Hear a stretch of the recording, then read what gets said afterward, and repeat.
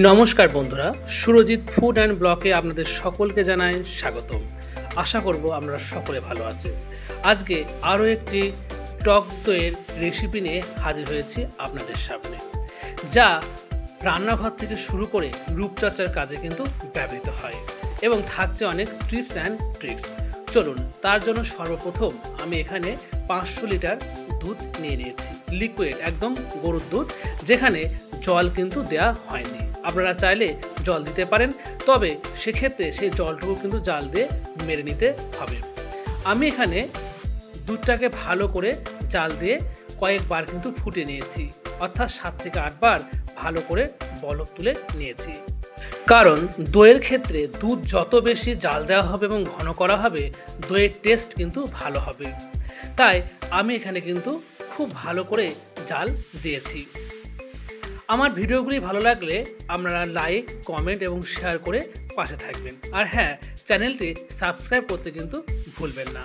আমি এখানে মিনমিন করে জাল দিয়ে নিয়েছি।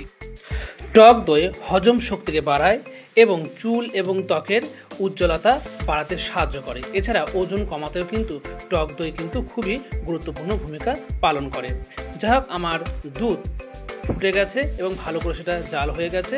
এবার আমি দুধটাকে নামিয়ে রাখবো ঠান্ডা করার জন্য।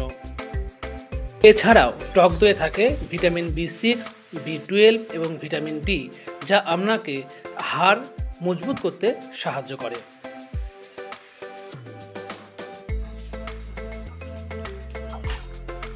আপনাদের পছন্দের কোনো রেসিপি থাকলে অবশ্যই আমাকে জানাবেন। আমি চেষ্টা করব আমাদের রেসিপিগুলিকে তৈরি করার জন্য। এবার দইয়ের বীজ তৈরি করতে হবে, তাই আমি একটু দই নিয়ে নিয়েছি, 1 থেকে 1.5 চামচ। আপনারা আপনাদের পরিমাণ মতো নেবেন। এবং অপরদিকে আরও একটু দুধটা ঠান্ডা করে নিচ্ছি আমি হাতা দিয়ে নেড়ে চেড়ে। খুব বেশি গরম থাকলে দুধ টক দই কিন্তু বসবে না বা মিষ্টি দই বসবে না। তাই আপনাকে অবশ্যই চেক করে নিতে হবে, অর্থাৎ আপনি আঙুল ডুবে যতটুকু তাপ সহ্য করতে পারবেন সেই পরিমাণ কিন্তু দুধের গরম রাখতে হবে বা ইতস উষ্ণ রাখতে হবে।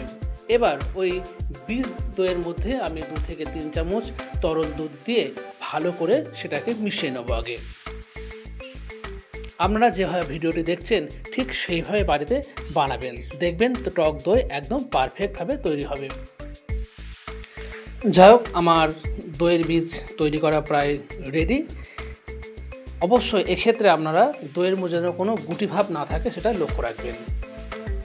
আমি চেক করে দেখে নিয়েছি, দুধ হালকা গরম আছে।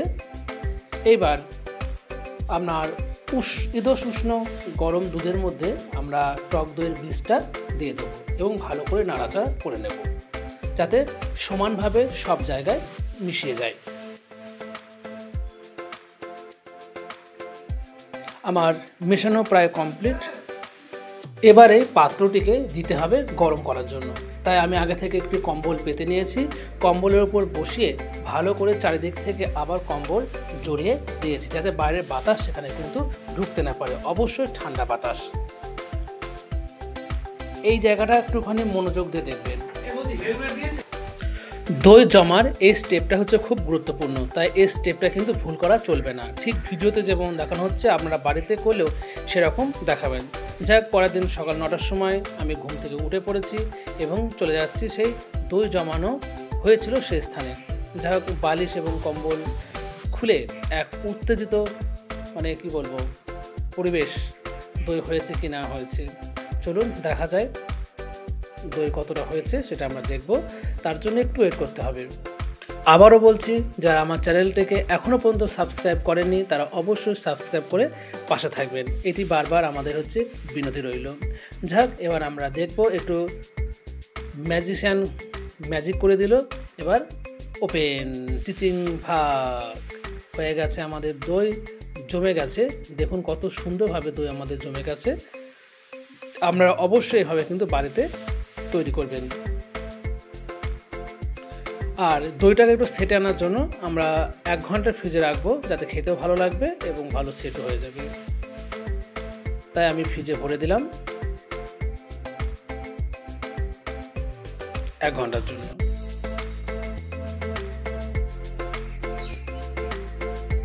তখন ছিল আমার 9:35 বাজে। যাই হোক, আমার 1 ঘন্টা হয়ে গেছে, আমি ফ্রিজ থেকে বার করে নিচ্ছি। এবার আপনাদের কেটে দেখাবো দইটা কত সুন্দর হয়েছে। কাজে সফলতা আসলে বা পাওয়া গেলে তার যে একটা আনন্দ, সেটা বলে বোঝানো যায় না। তাই এত সুন্দরভাবে দই জমাতে পেরেছি ভেবেই আমি কথা হারিয়ে ফেলছি। দেখুন কত সুন্দর দই জমে গেছে। এবার আমি একটু কাটব, যেহেতু আমার বড় চামচ ছিল না তাই ছোটো চামচ দিয়ে কাটতে হলো, তাই একটু কাটাটা খুব একটা ভালো হলো না, যেটা আমিও বুঝতে পারছি।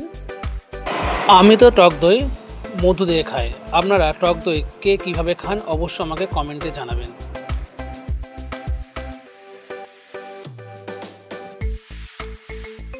দেখুন কত সুন্দর দই হয়েছে। এবার দই খাওয়ার পালা। আমি এখানে চিনি ব্যবহার করে নিই, আমি মধু দিয়ে খাবো। আর মধুর গুণাগুণ আমরা সবাই জানেন, তাই আর বিশেষ কিছু বললাম না। যাক, ভিডিওটি ভালো লাগলে অবশ্যই পাশে থাকবেন আর লাইক কমেন্ট শেয়ার করবেন। এইভাবে বাড়িতে ট্রাই করবেন। সম্পূর্ণ ভিডিও দেখার জন্য ধন্যবাদ। নমস্কার।